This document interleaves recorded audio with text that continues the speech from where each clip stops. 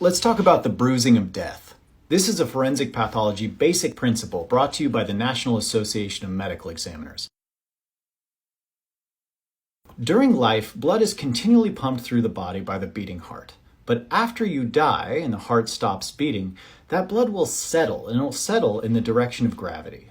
As the blood settles, it fills up the smallest capillaries in the skin, and it causes a red-purple discoloration known as livor mortis, which translates to the bruising or bluing of death.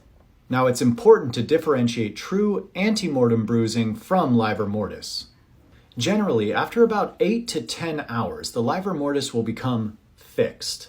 Now, in comparison to non-fixed livor mortis, which will blanch or turn white when you push on it, fixed livor mortis will not. Now, this lack of ability to blanch is due to the breakdown of red blood cells. And because red blood cells will break down at an expected rate, we, medical examiners, can use that lack of blanching, or the fixed livor mortis, to help better estimate a time of death.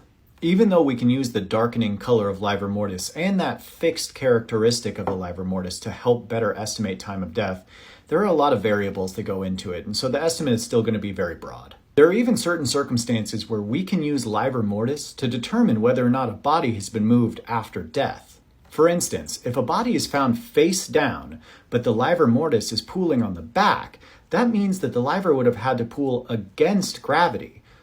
What that actually means is the body has been moved.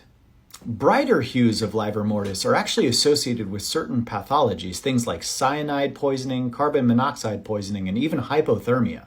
But just using the color of livor mortis isn't really enough to give a definitive cause of death. I'm Dr. Eric Hanberg. This is Forensic Pathology Basic Principles, brought to you by the National Association of Medical Examiners. Let me know what questions you have in the comments below, and let me know if this is the first time you've ever heard about livor mortis.